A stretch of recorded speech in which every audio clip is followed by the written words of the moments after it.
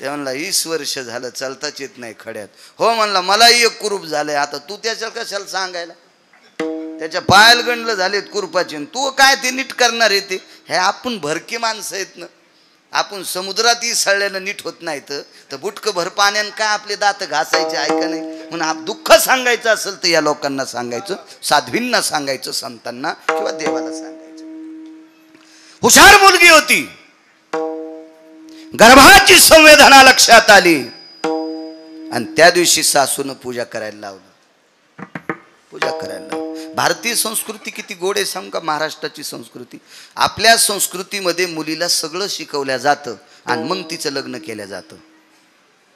ती महाराष्ट्राची संस्कृती. अण्णा स्वयंपाक शिकवल्या जातो, पूजापाठ शिकवल्या जातं, आलेल्या पाहुण्यांचा आदर शिकवल्या जातो, स्वच्छता शिकवल्या जाती आणि मग तिचं लग्न केलं जातं.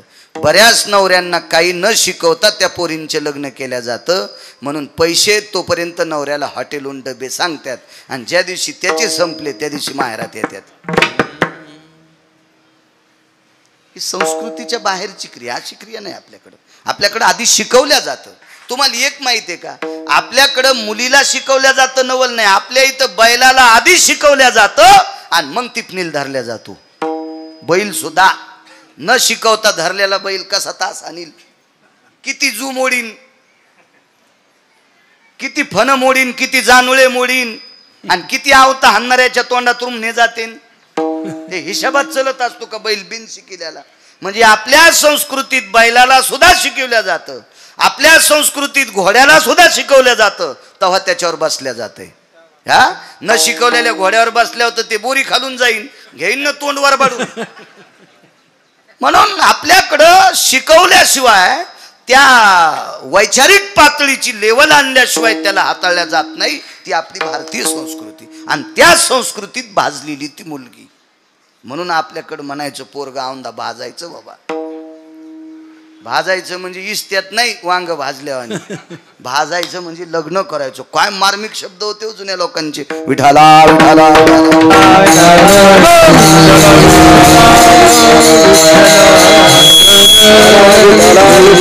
सर्व गुण संपन्न मुलगी, निष्ठावंत वारकऱ्याची कन्या. देवपूजेला बसल्याच्या नंतर पूजेमध्ये देव होता.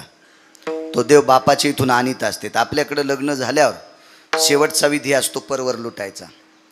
नवरी नवरदेवाला आपल्या बापाच्या घरी नेती आणि बापाच्या देवहऱ्यात पाय पडायला लावती आणि मग पाय पडता पडता ती सांगती हे देव घ्या. ते देव म्हणजे लंगडा देव, म्हणजे गोपाल कृष्ण, हे देव घ्या. अशी पद्धत आहे. मग त्यानं तो देव खिशात टाकायचा. ते म्हणला मी घेत नाही. मग ती म्हणली मी संग येत नाही. घ्यावा लागतो का नाही तो देवा. तो देव तिकून आणलेल्या देवाचा सत्यनारायण करीत असते. तर हो मी केलं 27 वर्ष. हो ना. आणि मग तो देव खिशात घेतला. तो देव, त्या देवाची ती पूजा करीत होती. कोणी नाही मागच्या देवघरात, एकटीच आहे. बाजूला कोपऱ्यात एक जातो होतो भोजेकर बाबा. त्या जात्यावर एक दगड असतो गोल, खुंटा ठोकायचा. भाऊसाहेब पाटील तो दगड घेतला तिने हातात. तो हातात घेऊन दगड देवाच्या पुढे टेकला. देवाला लोणी ठेवलं, त्याच्यावर तुळशीचं पान ठेवलं. काय त्यांचा महिमा सांगतोय. तुळशीचं पान लोण्यावर ठेवलं आणि गोपाल कृष्णाला प्रणाम केला. मालक, माझ्या माहेरात आत्तापर्यंत देवा तुझी पूजा करत होते रे, याच्याकरता तुझ्या पूजेची अस्मिता मला सुद्धा आहे. पण एक विचारते रे देवा, बापानं ज्याच्यासोबत लग्न लावून दिलंय त्याचा अजून शारीरिक संग नाही. वारीत गेल्याच्या नंतर जी माणसं पाहिली, मोठी माणसं पाहिली त्यांना बाप म्हणाले आणि कमी वयाची पाहिली त्यांना जिजा भाऊ म्हणाले. मग पुरुषाचा संग मला नाही, मग माझ्या पोटात गर्भ कसा? देवा ही माहेरी सांगितलं तर आचरणातली लोक आहे. माझी आई देहत्याग करील, माझे बाबा प्राण सोडतील आणि सासरी जर सांगितलं तर ते मला हाकलून देतील. हे जगिन्य वाढन बरं देवा. मग मी तुला निमूटपणे विचारते, सुखही तुलाच सांगावं, दुःखही तुलाच सांगावं. आमच्या परंपरेतली सगळी जे ही धुरा आहे का देवा, ही तुला वाहिलेली आहे. वाहुहा संसार, हा हे सगळं तुला अर्पण केलंय. सांग ना देवा, कोणाचा गर्भ आहे? महाराज, धातूची मूर्ती बोलत असते का? तांब्या पितळाचा असेल ते फार केला तर चांदीचा रंगनाथ असेल, लय श्रीमंत असेल भोजेकर बुवा सोन्याचा असेल रंगनाथ मूर्ती, पण धातूची चेन कैलास बुवा ती कशी बोलल होती? त्या धातूच्या मूर्तीच्या हातात एक लोण्याचा गोळा आहे, पण तो गोळा कशाचा आहे? धातूचाच आहे. आणि हिच्या हातात दगडाचा गोळा आहे. देवाला सांगितलं, देवा सांग रे परमेश्वरा, सांग सांग, गर्भ कोणाचा आहे? बोलत नव्हती मूर्ती.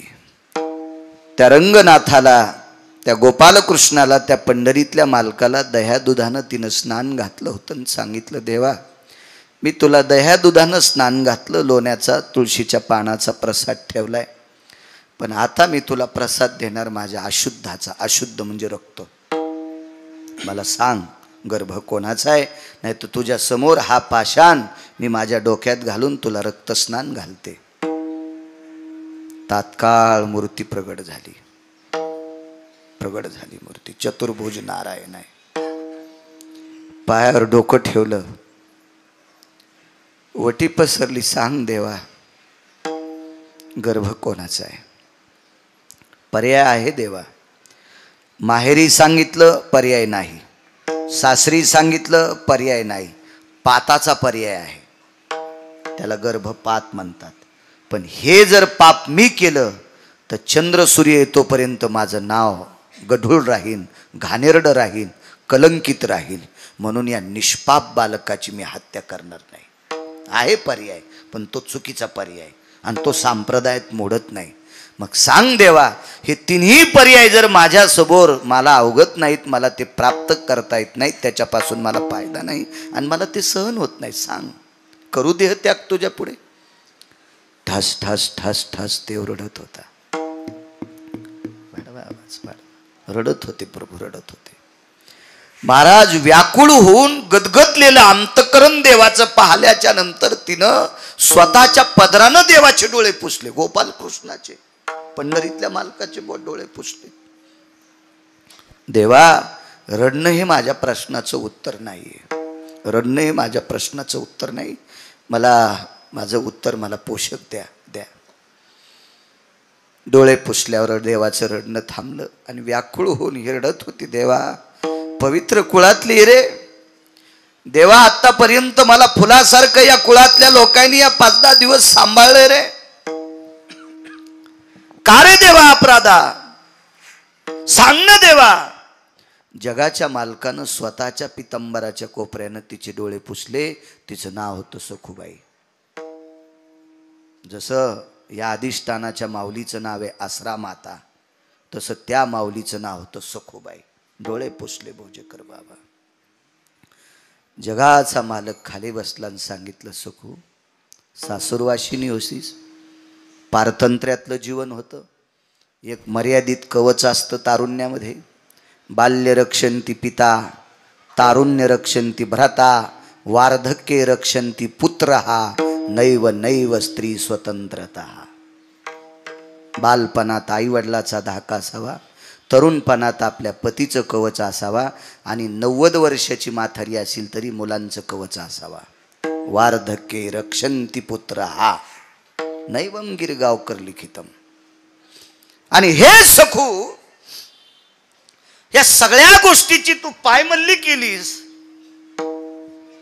भगवान म्हणले, हे म्हणण्यापेक्षा तुझ्या उद्याच्या भवितव्याचा विचार न करता धाडस केलंस आणि तू माझ्या दर्शनाकरता आलीस ग. पण मला तुझ्या माहेरातल्या लोकांची कीव आली ग. एका पवित्र कुळातली मुलगी आहेस, तिकडच्या लोकांचं जगिन्य होऊ नये, अपमानाचा डोंगर वाढ होऊ नये, याच्याकरता तू वारीत आल्याच्या नंतर तुझ्या घरची सगळी कामं मी तुझ्या रूपात मी केली. महाराज, ती सखुबाई होती. सखुबाई तिनं सांगितलं, देवा तू साडी नेसला असेल काही नवल नाही, सारवण केला असेल काही नवल नाही, सडा टाकला असेल काही नवल नाही, स्वयंपाक केला असेल काही नवल नाही, शेण काढला असेल नवल नाही, केर टाकला असेल काही नवल नाही. याच्या मागं लोकांचं करीत आलाच ना. चोखोबारायचे मेलेली जनावर ओरडेस, गोरोबा काकाचा चिखल तुडीलास, नरहरी महाराजाचा गडू फुंकू लागलास, सावता बाबाला खुरपू लागलास, हे खूप काम, अर्जुनाची घोडी धुतलीस, हे खूप काम केलेस ना रे देवा. काय नवलाची गोष्ट आहे? फक्त साडी नेसून केले काय? मला याचं वाटत नाही. माझं एकच प्रश्न आहे की माझ्या पोटातलं गर्भ कोणाचा? आता डबडबलं अंतकरण आणि भगवंतानं सांगितलं, सखू एके दिवशी तुझ्या मालकाला कामना उत्पन्न झाली आणि ती तृप्त करण्यासाठी त्याच्या शेजेवर संग केला. कोणी केला संग? देवान महाराज श्रुतीनं प्रश्न केला. हागा पुरुषा गर्भाशय, पुरुषाला गर्भाची पिशवी कसं शक्य आहे महाराज? श्रुती प्रश्न करते देवाला. श्रुती श्रुती श्रुती प्रश्न करते. श्रुती भगवंतानं श्रुतीला सांगितलं, श्रुती या प्रश्नाचं उत्तर तुला पुन्हा देईल, पण हिचं मिटू दे ना, मिटू दे, हिचं मिटू दे. श्रुतीनं स्वतःचा प्रश्न चुरगाळून टाकला आणि श्रुती या विचार करत होती की जगाचा बाप आहे, वृक्षाचे पान हाले ज्याची सत्ता, झाडाचं पान ज्याच्या सत्तेशिवाय हालत नाही त्याला जगाचा बाप म्हणतात. आणि एवढ्या मोठ्या टोकाचा जगाचा बाप असताना इथं कोण्याही माणसाला 10 लाख रुपये दिले तर कृष्णबुवा आहे साडी नेसून संभाजीनगर जिल्ह्यात फिरंग का एखादा माणूस इथं बसलेला, 10 लाख रुपये माझ्याकडे तर नाही, तर मी भीक मागून देईल. आपल्याकडे एवढे पैसे कुठून आले? मी भीक मागल पण त्याला 10 लाख रुपये देईल. करा हातवरी. फिरतो माणूस नाही. जगाचा बाप नुसती साडी नेसला नाही, बाई होऊन पुढच्याचं काम तृप्त केला. महाराज श्रुती वेडी झाली, वेडी वेडी झाली, वेडी. काय देवानं इतक्या खालच्या दर्जाचं काम केलं असेल? ती म्हणते मी याचा विचारच करत नाही, पण हिचं जीवन सांभाळण्यासाठी केलंय, सखूबाईचं जीवन सांभाळण्यासाठी केलंय. त्याअर्थी हिचा अधिकार किती मोठा असेल? सखूबाईचं जीवन सांभाळण्यासाठी, तिचं पावित्र्य सांभाळण्यासाठी, तिचं जगिन्य होऊ नये, तिचा अपमान होऊ नये, विश्वात तिची कसल्याही प्रकारची नामुष्की होऊ नये, याच्याकरता हिच्याकरता देव इतका खाली आलाय. हिची पावर काय असावा? तर श्रुतीशास्त्राला संत वाङ्मयातल्या काही लोकांनी सांगितलं, हे श्रुती माते, विश्वाच्या मालकाला संत इतके आवडतात, प्राणाई परोते, प्राणापेक्षा विश्वाच्या मालकालाही संत आवडतात. आणि त्या संतांसाठी इतक्या खालच्या स्तराचं काम करतो.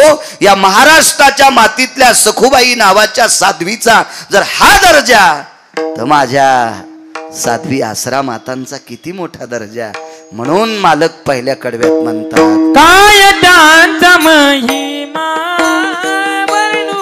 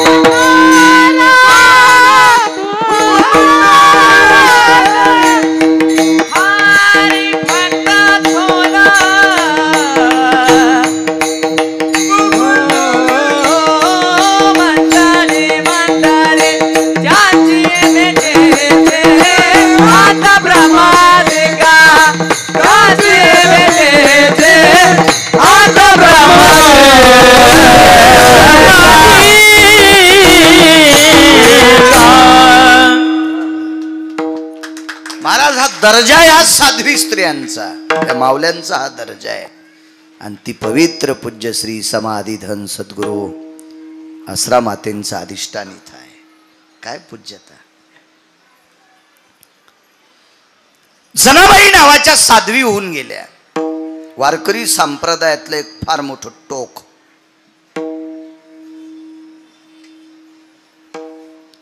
महाराज विश्वाच्या मालकानं भ्यावं. विश्वाच्या मालकानं. एखाद्या बाईनं भजन येते मग तिनं दिबर म्हण शिवी तू कोणाला. तुला दात राहतेत का खारोड्या खाला तर. चपात्या चगळून खाईन खारोड्या चगळून खाता येत असतात का. ठोईन का तिचे कोणी दात. ती जगाच्या बापाला शिवी देत होती. तुझी रांड रंडकी झाली जन्म सावित्री चुडेल्याले तुझे निघाले मळे तुला पाहून काळ रडे. एवढी हिंमत इतकी ताकद देवाला शिवी द्यायची. साध्वी जनाबाई. बरं काय होतं घरी. देवाला जीव घालण्यासाठी 5-25 गायी तरी जनाबाईकडे होत्या का. 5-50 एकर तरी त्याच्यातल्या गहू ज्वारीचा नैवेद्य करील नाही. ह्याच दुसऱ्याच्या इथं खाला. नामदेवरायाच्या घरच्या भाकरी खाच्या. दाशी नामयाची मनोनिया. अनन्य साधारण महत्व आहे महाराष्ट्राच्या मातीमध्ये पवित्र स्त्रियांना. अनन्य साधारण महत्व. काय दर्जा आहे साध्वींचा. या गावातली एक न एक माऊली आपल्या सासरून माहेरी आज येते. कधी कधी दिवाळीला येता येत नाही. लक्ष्मीपूजन सोडून येता येत नाही. पण या पुण्यतिथीच्या दिवशी समाधीवर डोकं ठेवण्यासाठी पंचक्रोशीतले गावातली सगळी जणी येतात. काय दर्जा आहे. काय अधिकार आहे. इतकी सामान्य परिस्थिती. आपलं जीवन सुव्यवस्थित राहावा याच्याकरता दामू शेट्टीच्या घरी नामदेवरायाच्या घरी राजाईच्या सानिध्यामध्ये गोणाबाईच्या सानिध्यात आपलं जीवन फुलासारखं व्यतीत करणारी माऊली. त्या घरी काबाड कष्ट गौऱ्या यचण्यापासून काम करणारी स्त्री साध्वी जनाबाई. बर ज्या घरी राहत होत्या त्या घरी कोण्याच माणसाला बंध पांघरायला नव्हतं. बंध म्हणजे आता हे जर चादर असेल तर बंध म्हणायचं. भोजेकर महाराज याच्यातलं अर्ध फाळलेलं. कारण बंध पांघरण्यासाठी नव्हतंच तितकं पाटील साहेब. नव्हतंच. इतकी परिस्थिती नाजूक. या परिस्थितीमध्ये जगाच्या मालकानं त्या बाईला नाहू घालावं. नाहू. माझ्या जनीला नाही कोणी म्हणून देव घाली पाणी. किंवा डोई चोळी सारंग पाणी. जगाचा बाप डोकं चोळायचा. डोकं चोळायचा. वैकुंठवासी माधव महाराज मगर म्हणायचे वापन काढायचा. आपली भाषा नाही पण त्यांची येते. आदरीव लोक परमार्थातले त्यांचं वाक्य सांगतोय. पा इतकं देव काम करायचा. एके दिवशी जनाबाई झोपलेल्या आहेत आणि राजाबाईंच्या गोतातली एक पाहुणी आली. म्हणजे नामदेवरायाच्या सासरवाडीतून एक पाहुणी आली. आता पांघरायला तिला काय द्यायचं. हिवाळ्यातले दिवस होते. काय द्यावं पांघरायला. म्हणून जनाबाईनं सांगितलं मला दिलेली जी वाकळ आहे ती पाहुणी पांघरेल. कडकड हिवाळ्याचे दिवस होते. कडकड हिवाळ्याचे दिवस. सगळी आपोआपल्या अंगावरची पांघरणं घेऊन झोपलेली आहेत. जनाबाई एकट्या झोपलेल्या आहेत. डोक्याच्या जटा केस मोकळे केले आणि ते मोकळे केस असे तोंडावरून पांघरले. साळीचं तनच भरलेली पोताड्याची उशी डोक्याला घेतली आणि त्याच्यावर अंग टाकलं आणि आपले त्या मुक्तावळी केस असे तोंडावर झाकले झोपल्या. महाराज त्याला शेजारती झाली. त्याला कोणाला. जगाच्या बापाला. त्याची शेजारती कशी असेल. मखमली शेज असेल. त्याच्यावर फुलाच्या पाकळ्या असत्याल. त्याच्यावर त्याला मंत्रात झोपायचं. आता स्वामी सुखे निद्रा करा गोपाळा आपुलाले मनोरथ जातो आपुल्या स्थळा. एवढं फार काय मोठं अंगावरती शाल नुसतं हे करायचं सगळं. महाराज जगाच्या मालकाला तिथं अशी थंडी भरली, अंगावरचा मखमली ते पांघरण हालू लागलं, गणेश भाऊ हालू लागलं. आईसाहेब बाजूला होत्या, रुक्मिणी आईसाहेब. मालक, मी बऱ्याच वेळेस तुम्हाला घाम आल्याला पाहला. पांडवांना लाक्षाग्रहात पेटवलं त्या दिवशी जगाच्या बापाला घाम आलता. अशी काही प्रकरणं पाहिली, पण तुमच्या अंगामध्ये कापरं भरतंय, तुम्हाला थंडी वाजती, तुमच्या अंगावरचं पांघरण हालतंय, हे पहिल्यांदा पाहते. असं का? आजारी आहेत तुम्ही. जाग आली आणि मध्यरात्री सांगितलं, रमा, रमा म्हणजे लक्ष्मी, हे लक्ष्मी, माझ्या जनील थंडी वाजती ग, माझ्या जनील थंडी वाजती, मला जावं लागतंय. आणि अंगावरचं भरजरी पांघरण उचललं आणि जिथं जनाबाई झोपल्यात तिथं अंगावर नेऊन टाकलं. महाराज त्या जनाबाई होत्या. जाग आली, पाय धरले. माय बापा, मला पांघरण घालण्यासाठी आलास? नको रे, ज्या घरातली मायबाप मला 2 टायमाच्या भाकरी देतेत ते गोदडे पांघरायलेत आणि मी मखमली कपडा नाही पांघरणार. पण दृष्टांत संपला. जगाच्या बापानी रात्री स्वतःची पर्वा न करता तिच्या अंगावर पांघरून टाकावा.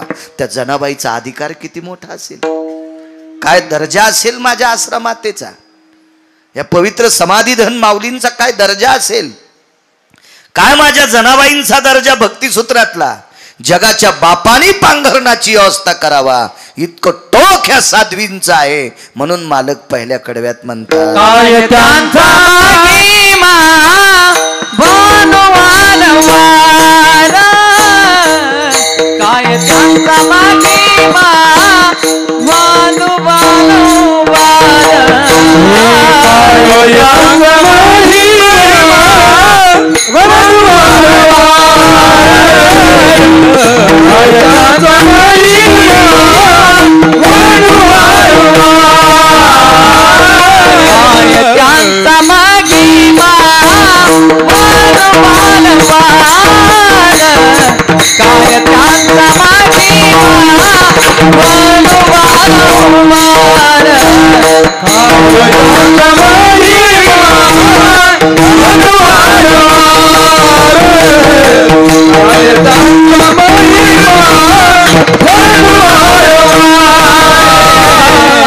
हरि भक्त थोरा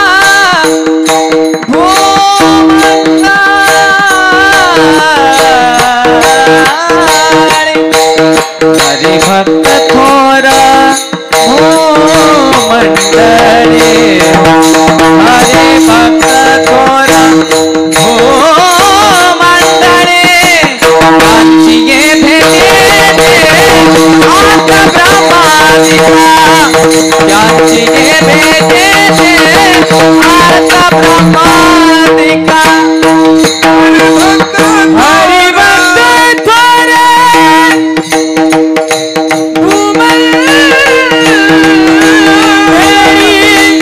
हरि भक्त थोरा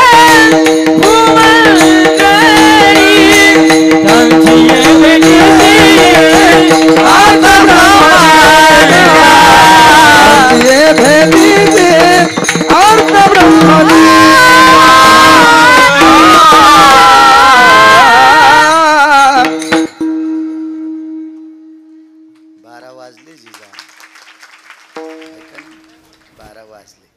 जाऊ द्या, साध्वीची सेवा आहे, जरशी शिल्लक करतो. येरी तरी भंगिऱ्याच्या वाढदिवसात चिठ्ठ्या देतेच, वाढवा वाढवा वाढवा. त्या हराम खोरायला त्याच्या बायका कदरल्या आणि त्याच्या वाढदिवसाला आमचे कीर्तन भडवायचे.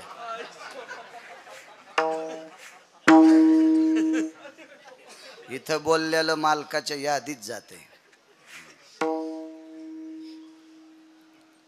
गरीब बाई एक एवढं उदाहरण ऐका, मग काल्याचा अभंग घ्यायचा आपल्याला. विठोबा रुक्माईचं भजन करून मग काल्याचा अभंग, त्याच्यावर 5 मिनिटं बोलून मग प्रसाद वाटू. आणि कधी पण सूत्र लक्षात ठेवायचे. मागे एकदा भागवत लावलं एका माणसाच्या वर्ष श्राद्धाला. आणि वर्ष श्राद्धाला भागवत लावलं, त्याच्या पुण्यतिथीच्या दिवशी काल्याचं कीर्तन ठेवलं. कसा काला करता येईल श्राद्धाच्या दिवशी? माणसाच्या श्राद्धाला काला करता येत नाही का? कारण त्याची लायकी नाही म्हणून. आणि संतांच्या पुण्यतिथीच्या दिवशी का देव काला स्वीकारित नाही. ते म्हणतो माझा मोठेपणा नको, त्यांचा करा. इतका मोठा फरक आहे. फरक आहे एवढा फरक. हा, इथं देव नको म्हणतंय आणि तिथं त्याची लायकी नसते. म्हणून सूत्र असतात काही काही, त्याचं एक रचना करून केलं पाहिजे. अत्यंत गरीब एक स्त्री. तुम्ही या माऊलीचा जर फोटो पाहिला तर अंगावरचं लुगडं किती भारीच आहे तुम्हाला कळलं. तेच एकदम साधं लुगडं, साधं साधं, गळ्यात तुळशीच्या कंठ्या माळी, एकदम साधं साधं व्यक्तिमत्व. महाराज, विश्वाच्या मालकाला हलवायची ताकद. विश्वाच्या मालकाला किती पुण्यतिथी आहे? 46वी पुण्यतिथी. मला सांगा बरं, असा कोण श्रीमंत आहे त्याचं 46 वर्षापासून वर्ष श्राद्ध होतंय? 46 वर्षापासून. आणि जरी झालं ना नाही, उशिरा पाहिलं तुम्हाला. हे आमचे जुनी माणसं आहे. हे नाना झालं, स्वर्गीय तराशे महाराज झालं, विनायक महाराज झालं, हरिभक्तीपरायणे जुने. पहिल्याने इकडे यायचो मी खूप. तेव्हा ऑटो रिक्षात येत होतो मी, 3 चाकाचा ऑटो रिक्षा. पण आजही तसाच आहे. गाडी असू द्या कोणती बी, पण टाचा उचलीतच नाही. हा, टाचा उचलल्या की चांगला चांगला हत्ती पडतो बरं. नाही, टाचा नाही उचलू द्यायचा, पाय सगळा टेकायचा, भीती राहत नाही. विठाला विठाला.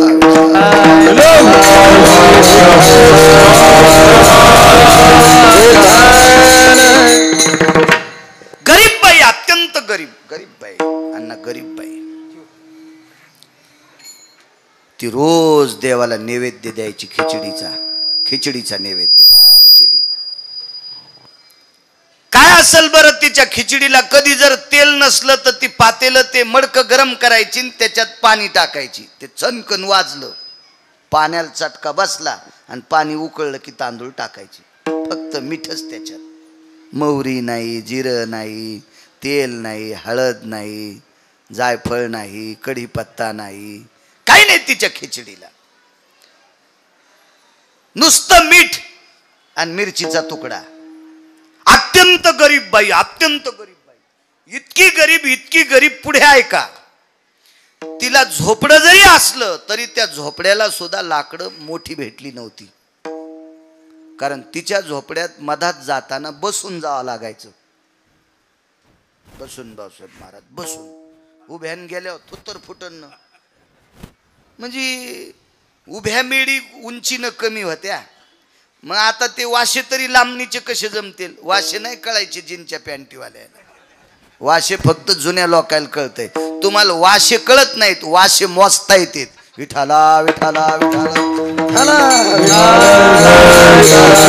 म्हणून जुनी माणसं म्हणायचे काय बचर बचर लोकांचे वाशे मोजायला. वाशे मोजणं म्हणजे दुसऱ्याची निंदा करणं, उकांडे उकरणं. वास त्याला म्हणतात, ते लाकडाचं असते. जुन्या लोकांना माहित होतं. पूर्वीच्या काळात ते पत्र गित्र दुर्मिळ होते म्हणून झोपडे करायचे ना.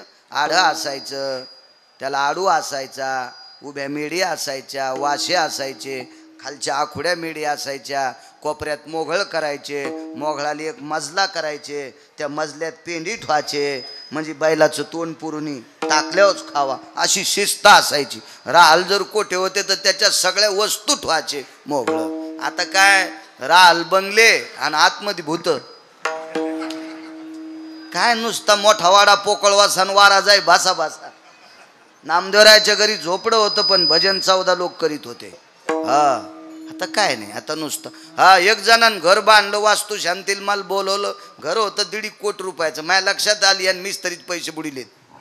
भेताड रडू लागलं ना ते गजा असे वक करू लागले. म्हणलं यान गजावाल्यात पैसे दिले नाही, खडीवाल्यात दिले नाही, इटावाल्यात दिले नाही, याच्या घरात बसणं म्हणजे मसनवाट्यात बस नाही. आता करता काय, बुका लावणार तेच होतं.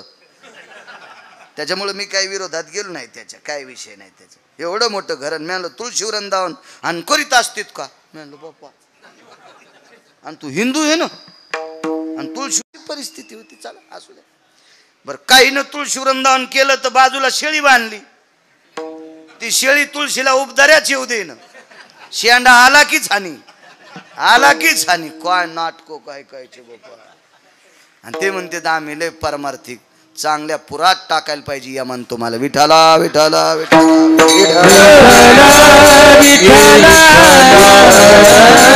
एकदम साधी बाई, एकदम साधी.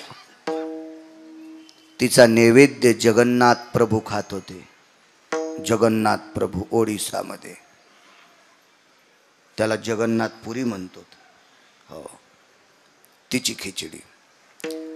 महाराज एक दिवस असा झाला, जगन्नाथपुरीचा राजा तोंडरूप सकाळचा 10चा नैवेद्य तो सोन्याच्या ताटात नेत होता. त्याच्या घरी रंगनाथ गुरुजी विनोदात सांगायचे, त्याची चूल पण सोन्याची होती. म्हणायचे ते विनोद, मोठ्यांचं वाक्य असते महाराज. मोठ्या लोकांची वाक्य ही वाक्य नसतात, ती अमृता समान असतात. मोठ्यांची वाक्य ही वाक्य नसून ती उपदेशाचं सूत्र असतात. गुरुजी म्हणायचे वैभवशाली राजा, त्याच्या समोर जे नगारा वाजायचा, त्या देवाला नैवेद्य घेऊन जात असताना तो नगारा सोन्याच्या टिपऱ्यानं वाजत होता. राजा आहे महाराज तो, बोजेकर बाबा राजा आहे तो. सोन्याच्या टिपऱ्यानं नगारा वाजायचा. आणि वैभवामध्ये मोठ्या थाटामाटात भक्तीच्या मस्तीत, वाक्य नीट ऐका, भक्तीच्या मस्तीत देवाला नैवेद्य जायचा.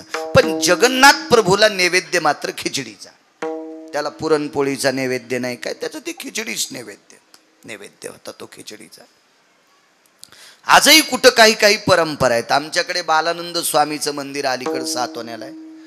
तिथं एखादा श्रीमंत काजूची भाजी करीन, पनीरची करील, बदामाची करीन, कारकाची करीन, कशा कशाच्या करते ते करू द्या, पण तिथं भाजी पाहिजे गाजराचीच. परंपरा परंपरा परंपरा. इकडे अलीकडे मंगरुळला बोडखे बाबा नावाची संत होऊन गेले, आसरा मातांसारखे संत, अवलिया संत, फार मोठा इतिहास त्यांचा. नदीच्या कडेला, ओढ्याच्या कडेला काही पोरांनी माश्या धरल्या, सरपंच जमा केलं, जाळ पेटीला, त्याच्यावर त्या नदीतले मासे भाजले आणि खा म्हणले महाराज. महाराजानं ते मासे असे तोंडात 5-10 टाकले आणि ह्याच पोट्ट्याने गावात येऊन सांगितलं महाराजांनी माशा खाल्ल्या. 5-10 महाराज मासे खाल्ले हो म्हणले. काय काम म्हणले, गळ्यात तुळशीची माळ, आणि म्हणले मग काय व्हालंय, मग आम्ही उद्यापासून खाऊ. नाही रे मरतान बेटे हो, मासे खाता असतात तुम्ही वारकरी हो ना, मासे कसे खाता येतील. मग आम्ही तुमच्या पाया पडून वारकरी झालो, तुम्ही कसे खाल्ले. अरे मी खाल्ले नाही रे, हे मारू लागले म्हणून जिते केले. बरं ते भाजले होते, भाजल्यावर जिते राहतात का. भाजलेले मासे तोंडात टाकले. एक जण म्हणला महाराज त्याने भाजले तर मेलते ते, तुम्ही जिते कस काय केले. बकेट भर पाणी आणा म्हणले. बकेट भर पाणी आणलं आणि वमन क्रिया केली. उलटी नाही केली पाटील साहेब, उलटी नाही, पूर्ण जठर तोंडातून बाहेर काढलं. पूर्ण अन्नाची पिशवीच बाहेर काढली आणि खळा खळा खळा त्या बकेट भर पाण्यात धुतली आणि ते भाजलेले काळे ठक्कर पडलेले मासे त्या बकेटात पडले की जित्ते झाले. त्यांना भाकरीचा प्रसाद आहे तिथं, आमटीन कण्या भाकरीचा प्रसाद, ज्वारीच्या कण्या. मी खूप दिवसापूर्वी जात होतो कीर्तनाला. ह्याचा एक प्रसाद असतो, ठरलेला प्रसाद असतो, प्रसाद खूप ठिकाणी. इथे जालन्याच्या पुढे एक डाव्या हाताला मोठी संत आहे, तिथं उमराच्या दोड्याची भाजी, उमराच्या दोड्या आणि साधं वरण, वरण शिजून कढईतलं टाकायचं आणि तिथं पाणी वाहतं, ते पाणी त्याच्यात टाकायचं. साधं वरण आणि उमराच्या दोड्याची भाजी. काय हे प्रसाद आहे, साधूचा प्रसाद आहे, प्रसाद आहे. तसा जगन्नाथ प्रभूचा प्रसाद म्हणजे खिचडी. महाराष्ट्र फार टोकाचा आहे. महाराष्ट्र महाराज या लोकांमुळे आपण शाबूत आहेत. धरा या महाराष्ट्राची, या भारत देशाची पृथ्वी शेषाला सहन होत नव्हती, म्हणून या संतांनी त्यांच्या तपोबळावर पृथ्वी स्थिर ठेवली. शेष कधीच थकलाय. इतकं पाप झालंय, शेष कधीच टाकलाय. आता केवळ जर पृथ्वी सावत असेल त्या संत लोकांच्या पुरुषार्थावर आहे, या वारकऱ्यांच्या पुरुषार्थावर आहे, त्यांच्या ताकदीवर आहे. देवाला मोठ्या थाटात नैवेद्य खिचडीचा ठेवला आणि त्या दिवशी 10 सव्वा 10 वाजता राजा गेले, नैवेद्य ठेवला आणि नैवेद्य उघडा करायच्या आधी तोंडाकडे पाहिलं तर देवाच्या तोंडाला खिचडीचे कण लागले होते, भाताचे कण. तर राजानं पुजाऱ्याला सांगितलं, काल देवाला नैवेद्य तोंडाला लावल्यावर तोंड पुसलं नाहीस का तो?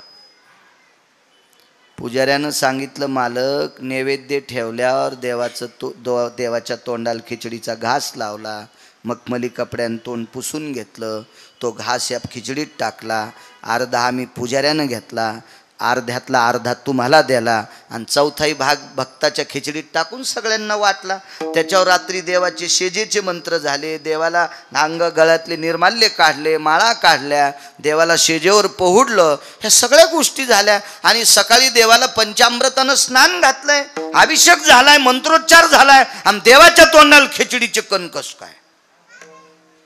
राजान पुजाऱ्याला वेठीच धरलं, दार लावलं आणि मग साक्षात्कार झाला राजाला. संध्याकाळी, राजा तुम्ही नैवेद्य नुसता ठुता, पण या गावातली एक म्हातारी तिची खिचडी देव खातो. राजा म्हणला, आपल्याला तिला बोलवा, आपल्याकडे बोलवा. मग तिला बोलून घेतलं, त्या म्हातारीला बोलवलं, भालदार चोपदार पालखीच पाठिली सोन्याची. पण ती साध्या विचाराची म्हातारी होती, साध्वी भोसले माता सारखी ती माऊली होती. ती पालखीत कशाला बसून सोन्याच्या? त्या म्हणल्या, मी पायी चलते. आणि ती म्हातारी काठी टेकीत टेकीत राजाच्या दारात आली. आल्याबरोबर राजाची पत्नी वगैरे, प्रधानाची पत्नी सगळ्या बसल्या. राजाने विचारलं, माय, मोठी माणसं आदरयुक्त बोलतात, ए माय. जी माय बाप. तू खिचडी करते? हो. देवाला नैवेद्य? हो. नुसता नैवेद्य देत नाही, त्यानं खाल्ल्याशिवाय मी खात नाही. राजा म्हणला, आगाऊच का आम्ही? आमच्या इथं सरपण टाकायला सोन्याची चूल. आता सरपण सोन्याचं नसतंय, असतं तर ते पण केलं असतं राजाने. सरपण कसं सोन्याचं करता येईल? चूल सोन्याची, भांडे सोन्याचे, चमचे सोन्याचे, ताट सोन्याचा, नगारा वाजायला सोन्याची टिपरे, नगाऱ्याचं कातड सोन्याचं करता येत नाही, तर ते पण केलं असतं. माणसं काय करतील पैशाच्या जोरावर देव जाणे. सगळं वैभवशाली. पण आम्ही काय ठुली म्हणून ठुतो, खाल्ली म्हणून खाऊ घालतो आणि आणतो घरी. म्हातारी म्हणली, तशी नाही. मग राणीनं सांगितलं, प्रधानाच्या पत्नीनं सांगितलं, बऱ्यापैकी असे चरचर बोलणारे लोक असतात ना मोठ्या लोकाय पुढं, पण मोठ्याल्या लोकांसोबत राहणाऱ्या यानं जरा हिशोबात बोललं पाहिजे. आमच्या इथले एक मोठ्याच्या संग राहून गरीबाला गाचंड्या देत होतं, पण ते मोठं पळड्याव याला लोक नदीला हाणलं. मग त्याला नदीला हाणलं लोकांनी. त्याच्यामुळं मोठ्याच्या संग राहून आपण नाही तरतर केलं पाहिजे. मोठे मोठे असतात ते पळड्याव, आपल्याला कोणी हानीत मग, त्याच्यामुळे नाही. हा हा, या बा बैल म्हातारा झाला की येसन काढून घेत असते, यशनी काढून घ्यायची वेळ येऊ दिली नाही पाहिजे माणसानं. विठाला विठाला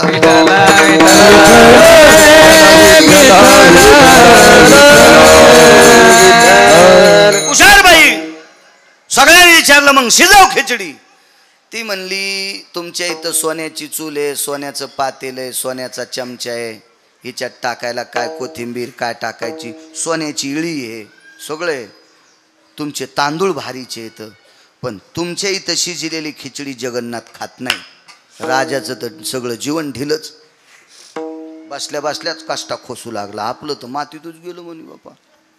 चला म्हणे, प्रधानजी, राजा, मंत्री, महामंत्री, सुमंत्री, राजाची महाराणी, प्रधानाची पत्नी, त्या म्हातारीचं घर गावाच्या कडेला. पण त्याच्यातला एक मंत्रिमंडळातला एक जरा लवचिक होता. तिथे गेल्यावर म्हणला, राजेसाहेब, म्हातारीच्या घरी जाताना मुकुट हातात घ्या, नाही वरच्या लाकडात अडकन, अपमान होईल तुमचा. बसून जावं लागत आहे, आणि बसून बी मुंडकं वाकून जावं लागत.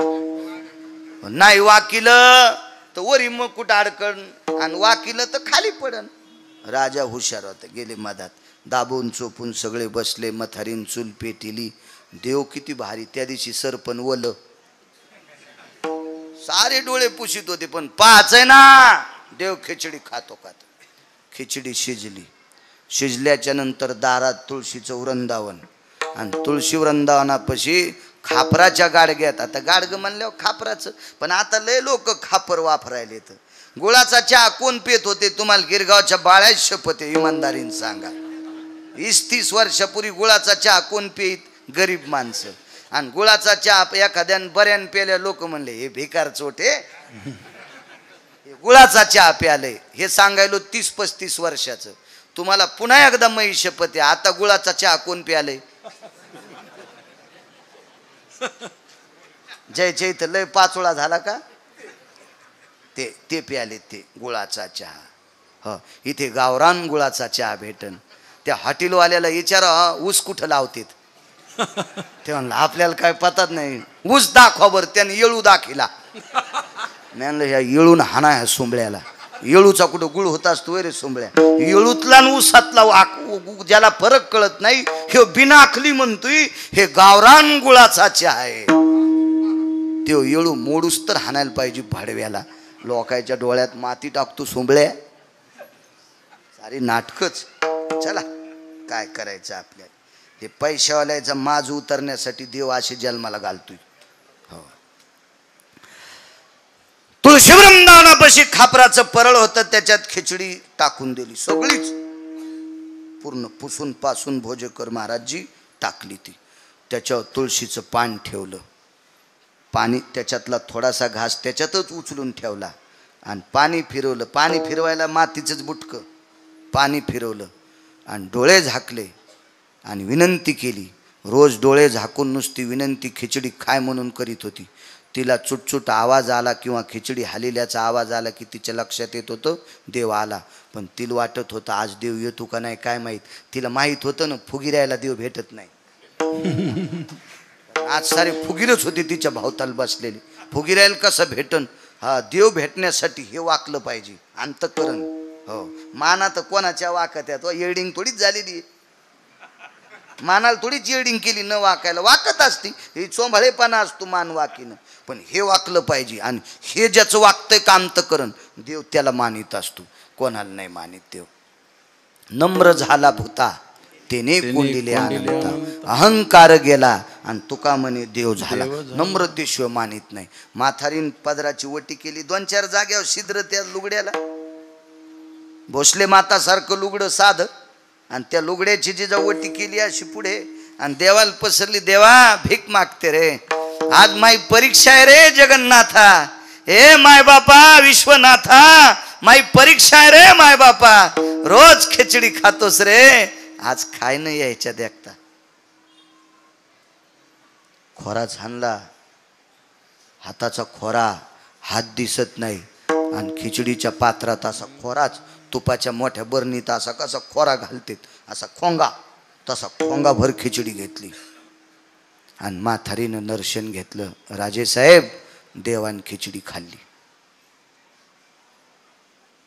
म्हातारीनं जिथं देवाचा हात लागला होता का तितका भाग राजाला देऊन टाकला. राजा धर्मनिरपेक्ष राजा आहेस, तुला देवाचा स्पर्श झालेला प्रसाद देते. ठराविक लोकांना भेटतो. देवाचा स्पर्श झालेला प्रसाद रानोबा नावाच्या वारकऱ्याला भेटला. हे रानोबा नावाचे वारकरी म्हणजे चोखोबरायचे वडील होते. देवान चोखलेला आंबा रानोबाला भेटला. देवाचे दातन ओठ लागलेला. तो आंबा पत्नीला दिला. झाल्याला मुलगा नाव ठेवलं चोखोबा. हे ठराविक लोक असतात पात्र सुद्धा. राजाने विचार केला काय म्हातारी, त्याच जागेवर महाल बांधला आणि आज तिथेच स्वयंपाक घरे जगन्नाथाचं आणि तिथून खिचडी करून जगन्नाथाला आजही नेण्याची पद्धत आहे. दृष्टांत संपला.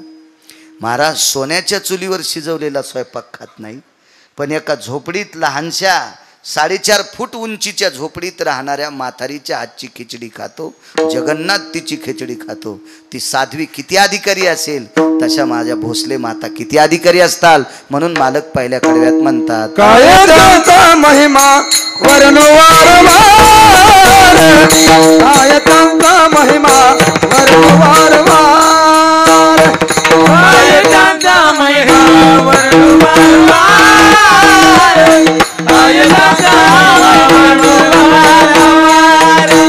काय त्यांचा महिमा वर्णवारवार,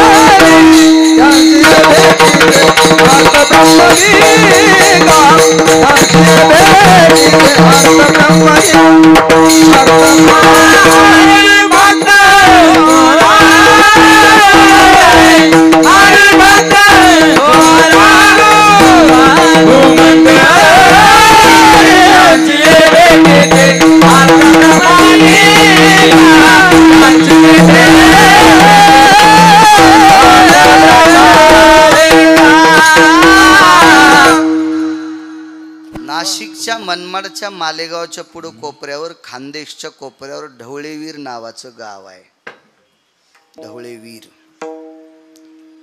जीवनभर एका साध्वी रुक्मिणीबाई नावाच्या स्त्रीनं ज्ञानेश्वरी वाचिली. त्या जात राहिल्या. त्यांचा अंत्यविधी केला अण्णा. तर अंत्यविधी केल्यावर दुसऱ्या दिवशी राख सावडायला गेले तर दोऱ्या सगट माळ सापडली. दोऱ्या सगट. आज त्या माऊलीच्या माळीची समाधी आहे. अनन्य साधारण महत्व या महाराष्ट्राच्या मातीमध्ये पवित्र स्त्रीला. रयतेचे राजा छत्रपती शिवाजी महाराज याच भारत देशातल्या पवित्र स्त्रीच्या पोटी जन्माला आले. धर्मनिरपेक्ष महाराणा प्रताप याच भारत देशातल्या पवित्र स्त्रीच्या पोटी जन्माला आले. ज्ञानोबाराय, तुकोबाराय, नामदेवराय, चोखोबाराय, नाथबाबा, सावता महाराज, शेना महाराज, गोरोबा काका, निवृत्ती दादा, सोपानदेव हे सगळे याच भारत देशातल्या पवित्र स्त्रीच्या पोटी जन्माला आले. इतकी पवित्र स्त्री. त्यात माझ्या भोसले माता माऊली त्यांचा हा 46वा पुण्यतिथी सोहळा. त्यांच्या चरणी साष्टांग प्रणिपात करतो आणि माझ्या वाणीला कीर्तनातला मध्यविराम देतो. विठोबा रखुमाई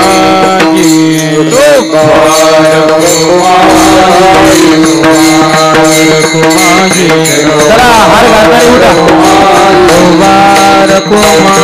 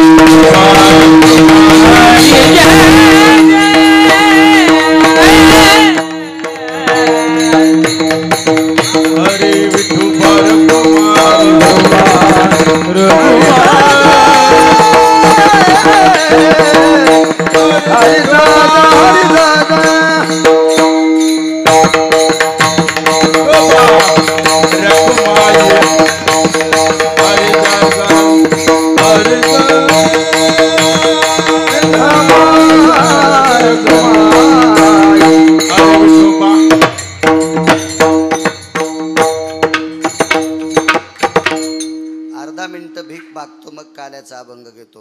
नमः शिवाय ओम नमः शिवाय हर हर भोले नमः शिवाय नमः शिवाय टाळी टाळी टाळी हातावरी करा हात.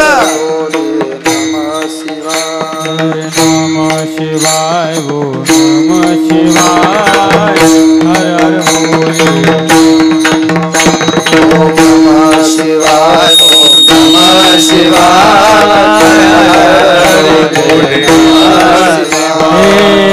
हर भोले नमः शिवाय हर हर भोले नमः शिवाय हर हर भोले नमः शिवाय हर हर भोले नमः शिवाय हरि हरि बोले नमः शिवाय हर हर बोले नमः शिवाय हर भोले नमः शिवाय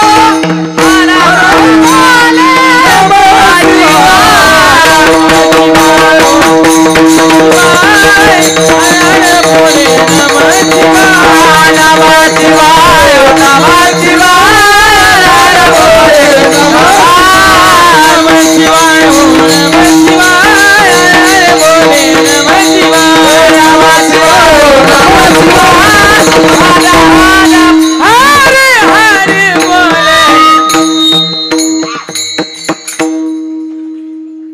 मोठ्या श्रद्धेने चालत असलेला हा समाधी उत्सव पुण्यप्रसंग सोहळा साध्वी आसरामाता भोसले त्यांच्या चरणी माझ्या वाणीला विराम देतो.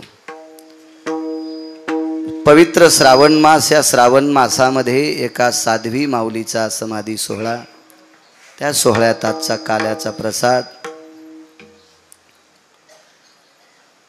मोठ्या श्रद्धेने मोठ्या अट्टहासाने भरत अण्णा घोडके यांनी केला. मला जिजा म्हणाले त्यांची फार इच्छा होती प्रसाद मला मिळावा आणि त्या प्रसादाला बाळू महाराजांचं कीर्तन असावं, असा त्यांची भावना. योगायोग मलाही येण्याचा आला. भरत अण्णा घोडके त्यांना कोटी कोटी धन्यवाद. अशा पवित्र श्रावण मासामध्ये एक अनन्यसाधारण महत्त्व आहे. माझ्या भगवान शिवजीचं या मासाला आधिपत्य आहे आणि या मासामध्ये एका पवित्र साध्वीच्या समाधी सोहळ्याच्या दिवशी तुम्ही प्रसाद केला. एवढ्या मोठ्या भक्तगणांना, वारकऱ्यांना तो प्रसाद मुखात जातो आणि त्या प्रसादासाठी नामचिंतन पुण्यपावन प्रसंग म्हणून या प्रसंगावर तुम्ही गोड अशा प्रकारचा तुमचा अर्थ अर्जन करून ती संपत्ती, सात्विक संपत्ती आध्यात्मिक क्षेत्रात खर्च केली. त्याबद्दल भरत अण्णा घोडके तुम्हाला पुनश्च कोटी कोटी धन्यवाद देतो. आणि काल्याचा अभंग घेऊ. कंठी धरिला कृष्ण म्हणे अवघा जनी प्रकाश, आला वाटू एकामेका वैष्णवनिका संभ्रमा, वाकुल्या ब्रह्मदिका उत्तम लोका दाखवू. आला वाटू एकामेका वैष्णवनिका संभ्रमा, हे तुका म्हणे हो मंडळी आम्ही बळे वीर गाडे. आला वाटू एकामेका वैष्णवनिका संभ्रमा, जुळे होतो दिगाचे केवळी, वारे दोन्ही कडे मुख बसवून कडे, वाहतीच्या धारा धारे दोहीच्या गोबरा, वारे दोन्ही कडे मुख बसवून. तुका म्हण्या ते तुकानी कवने तुका, वारे दोन्ही कडे मुख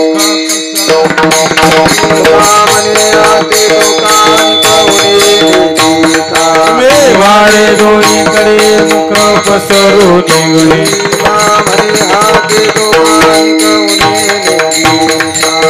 वारे दोन्हीकडे मुख पसरून.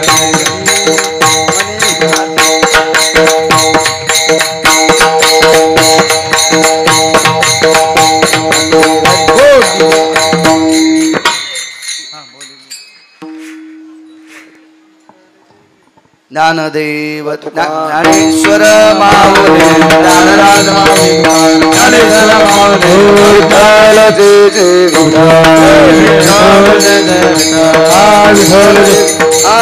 बोली रे पुरे रे माऊली उत्तरी क्षमा महाराज नाही उच्चारिला हरी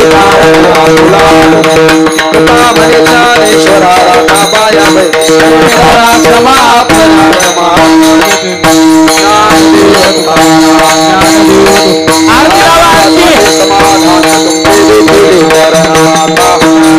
मना येते नाही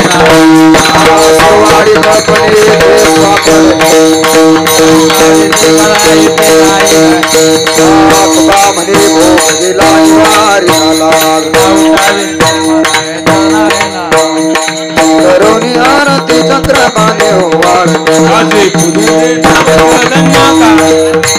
पहा पहा ओ सकाळ पुण्यवंत तुम्ही बाबा हे तारी उभा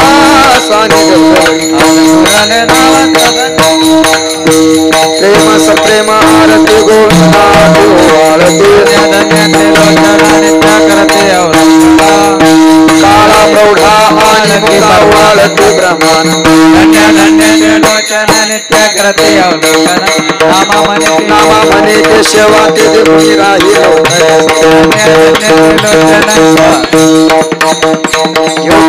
28 विठ्ठल भावामान भले कांताले ब्रह्माने आचरी गाई नावकर देव देव आय वल्लभ हरी वल्लभ गला देव कटी कासे नामर देव सुरा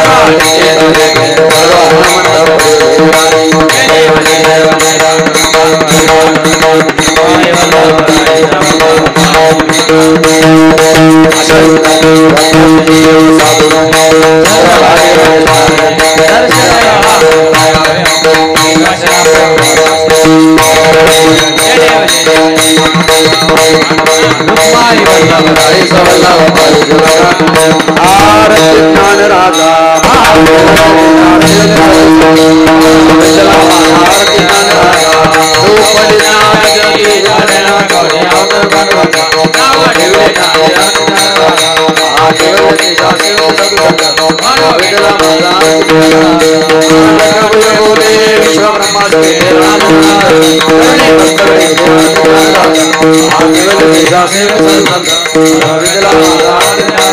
आरती तुकारामा स्वामी सद्गुरु